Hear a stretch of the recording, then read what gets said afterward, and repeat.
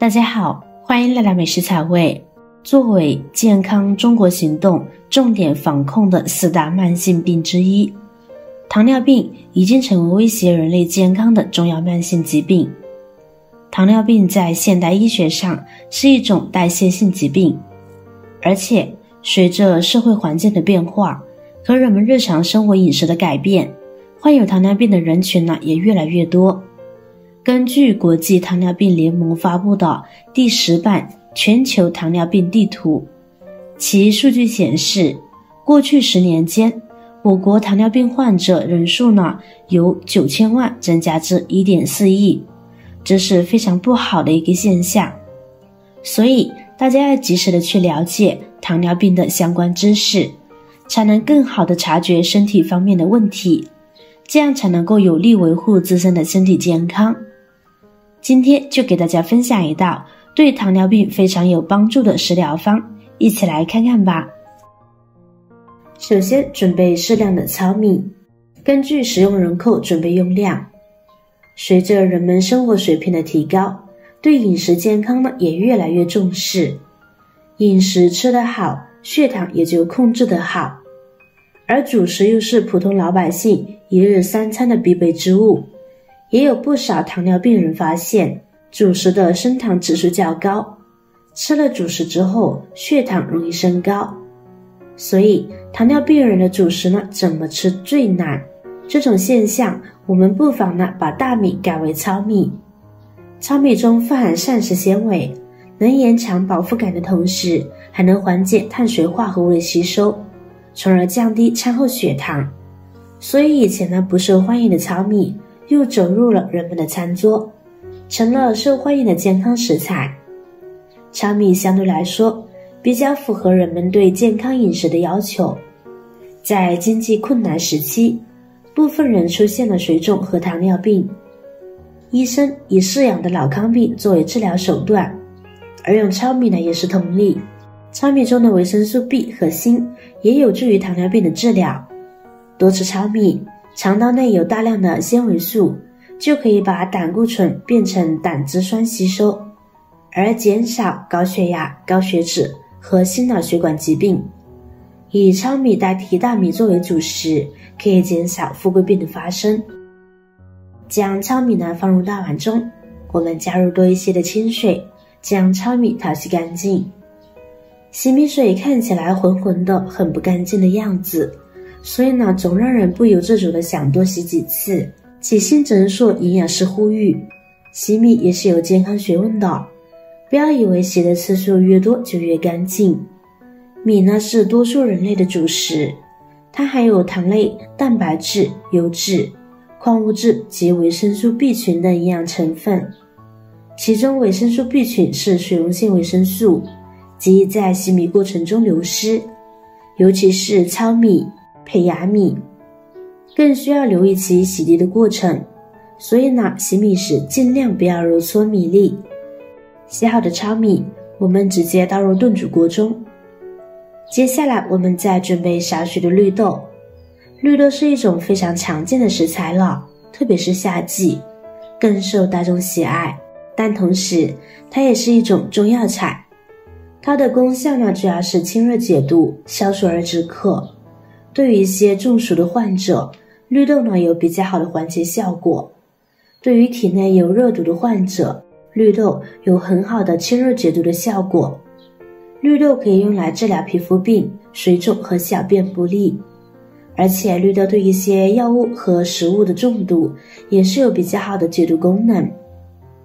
一样的方法，加入清水，我们先把绿豆淘洗干净。绿豆是可以降血糖的。绿豆中还含有不容易消化的膳食纤维和抗性淀粉，代替部分主食可以增加饱腹感，降低餐后血糖平衡。绿豆除了能够降低血糖，而且还有利于降血脂呢。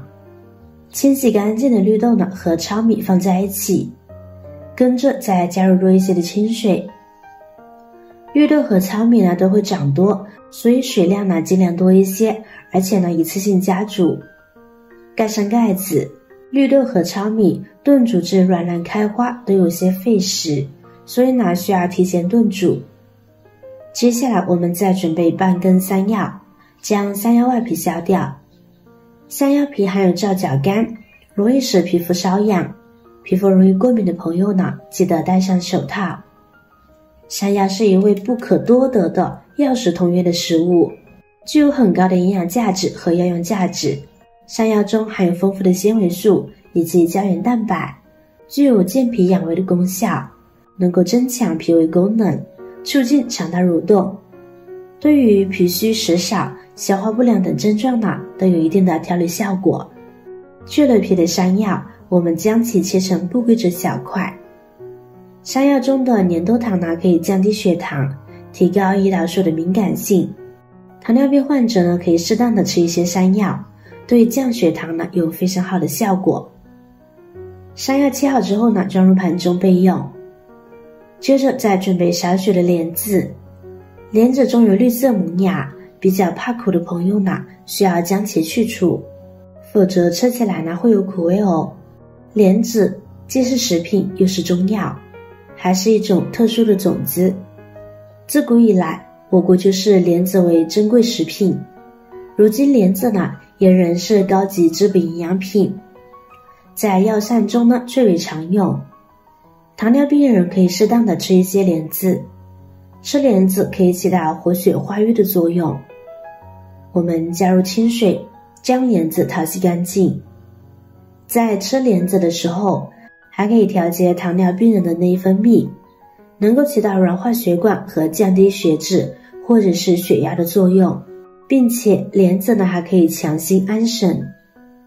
经常晚上失眠的患者，经常使用莲子呢也有改善作用哦，保证一觉睡到天亮。清洗干净的莲子也放入盘中备用。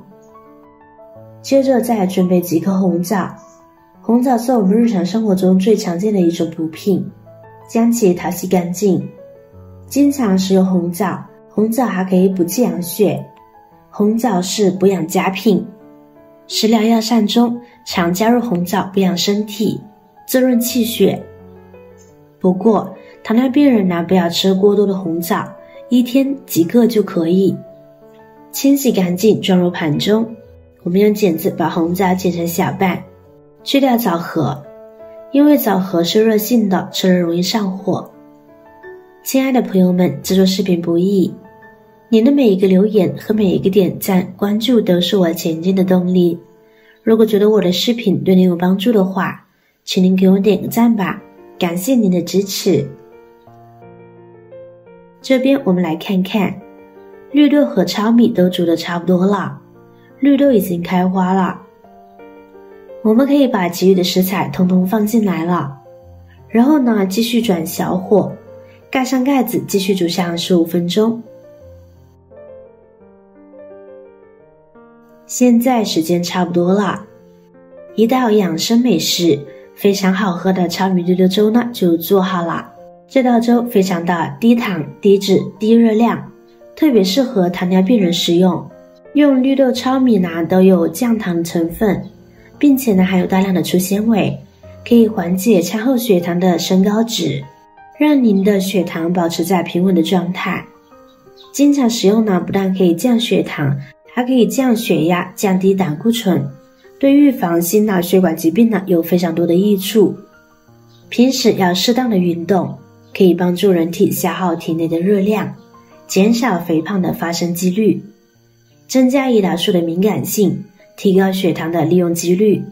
有需要的朋友呢，记得把这道粥做起来哦。也可以把它分享给身边的朋友，让有需要的朋友呢能够得到帮助。如果大家实在是不舒服，一定要记得及时就医。好了，今天的方法呢就分享完了。如果你还有更多的想法和建议，欢迎在下方评论留言哦。如果您看完视频觉得有帮助的话，记得点赞、转发、分享哦。点击我的视频头像，还可以观看更多的美食和生活技巧，别忘了关注我哟。感谢您的支持，我是瑶瑶，我们下期再见啦。